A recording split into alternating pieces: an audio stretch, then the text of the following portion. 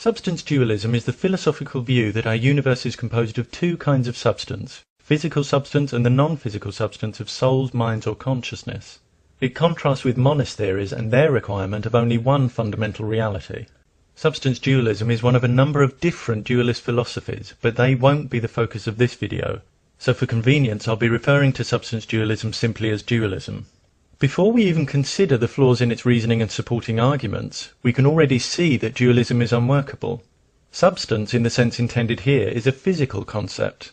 The term non-physical substance is literally meaningless. When asked to explain it, dualists commonly fall back on physical analogies, referring to energy, or likening it to sound waves manifesting through a television set. But energy and sound waves are physical. Saying a non-physical substance is like something physical, except it's not physical, explains nothing. This term is simply self-contradicting, which is not a trivial problem. With a non-viable concept underpinning its entire philosophy, dualism is incapable of shedding light on consciousness in any useful or meaningful way. Further basic problems arise from the tendency of many dualists to use terms like soul, mind and consciousness interchangeably when trying to justify their position. They have crucial differences. Operations of mind aren't always conscious. For example, when we try to recall a piece of information, it may appear quite suddenly in our consciousness without us ever being aware of the processes of mind that retrieved it. When it comes to souls, no one's shown such things even exist. The concept of spirit essences that survive physical death needs its own separate evidence long before we throw it into the mix with minds and consciousness. These terms are not interchangeable, and statements about one don't automatically apply to another. The focus here is on consciousness, which concerns the contents of our awareness or experience. Why do some claim there are two kinds of substance? Many point to the private nature of our access to consciousness. They point out that while you and I have public access to physical objects, you don't have access to my conscious experience, which is private to me, so consciousness must be a non-physical substance. But why should anyone have access if they're not the one using my brain? Given the speed and complexity of brain activity and the organic variation between different brains, it's hardly surprising that the richly detailed contents of experience can't currently be revealed by external examination. And if they can't be revealed, it stands to reason that each brain user would have private access to their own consciousness. Some dualists make much of the fact that if we examine brains we don't see thoughts, just physical matter. But thoughts don't have to exhibit the same properties as the things they represent.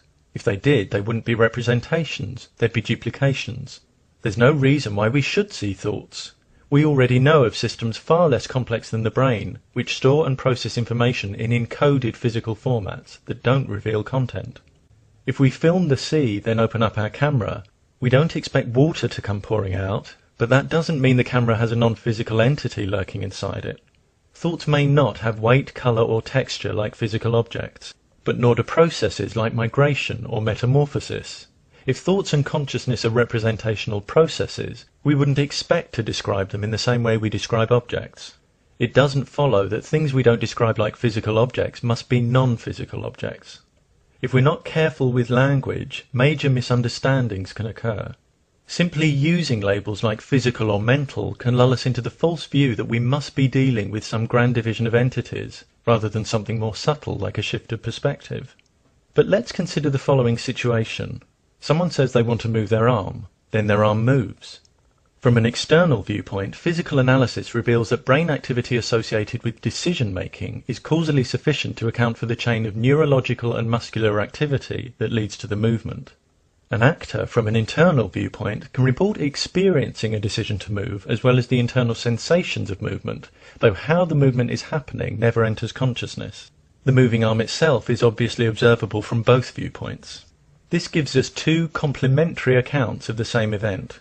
There's what the brain and body are doing and how they're doing it from a third-person perspective, and what the experience of using and being a brain with a body is like from a first-person perspective. The dualist analysis of this situation typically confuses the two perspectives by attributing an experience with the power to cause movement. Not only does this create another needless paradox for the dualist, that is, the notion of physical and non-physical substances interacting, there's evidence, as I'll be exploring in another video, that our awareness of making decisions occurs after the decisions have been made non-consciously by the brain. Some feel they can gather support for dualism by simply declaring that if we split a brain in two and put each half in different bodies, we don't get two personalities. Not only are there no grounds for declaring this, given that such an experiment is beyond current technology, even if such an experiment were possible, the best evidence favours the opposite conclusion. So-called split brain patients, whose right and left hemispheres can't communicate due to the connecting corpus callosum being severed, have been shown to exhibit independent awareness, preference and beliefs within each hemisphere. Since each half of a split brain can display autonomous functioning, if it were possible to transplant each half into different bodies, the evidence suggests two personalities are exactly what we'd get. Indeed, it's not clear what the alternative was ever supposed to be.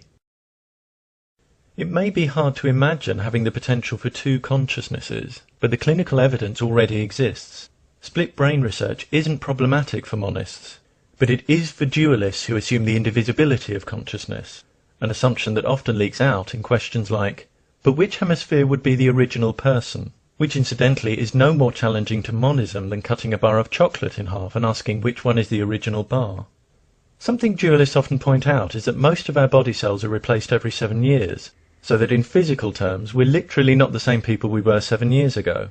They conclude from this that whatever maintains personal identity can't be physical, so must be a non-physical substance. In other words, a constantly changing body can't account for the continuity of identity. This is false. Constant change doesn't even disrupt the continuity of the very thing that's undergoing all the changes, the body itself. Look at your arm. Has 7 years made any significant difference to its appearance or function? We know fingerprints can remain identifiable for 70 years or more. Both the structure and functioning of a system can be maintained in extraordinary detail despite the change of component parts. Besides, it's change that allows us to carry on functioning. Without it, we cease to live. Cell replacement disrupts neither brain structure nor function, and there's no basis for claiming it prohibits the continuity of personal identity. Furthermore, dualists who want to use the cell replacement argument as evidence of an independent consciousness unaffected by physical change have to explain why major brain damage is always accompanied by dramatic changes to psychological identity and functioning. Degenerative diseases like advanced Alzheimer's can be so devastating to the identity that sufferers are often described by those who've known them as physical shells. If consciousness is non-physical and irreducible, the specific psychological impairments that result from damage to specific brain structures become problematic. The intimate correlation between injury and impairment is especially inconvenient for those who claim that consciousness can survive bodily death. What exactly is it that's supposed to be surviving after our brains and physical senses are no more? Let's be clear, if the sense organs for sound and vision are destroyed in an otherwise healthy body, there's no immaterial backup system that kicks in and allows us to see or hear again.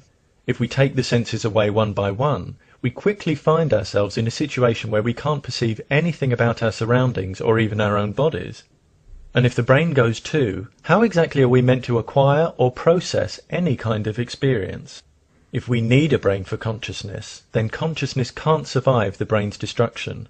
But if we don't need a brain for consciousness, then there's no reason in principle why any object couldn't be regarded as conscious, nor any inherent reason for us to have bodies in the first place.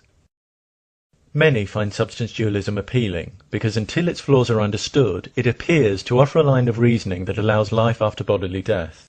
However, with the contradictory concept of non-physical substance at its foundation, it's a philosophy that begins in incoherence, and this incoherence inevitably permeates and pollutes its reasoning. Self-contradictory concepts are not profound, they're just poorly formed. And labelling consciousness a non-physical substance has no valid justification, nor does it increase our understanding. It leads only to mystification. This provides a convenient retreat for substance dualists who like to play the metaphysics card when confronted with awkward questions. Noticeably, they rarely hesitate to offer scientifically testable arguments when they think they've got one, though as we've seen, these tend not only to be unsuccessful but flat out contradicted by the evidence. But ultimately, while competing theories make progress with evidence-based insights into consciousness, which will be the subject of another video, substance dualists fail to see that it's the whole premise of their philosophy that leaves them plagued by paradoxes.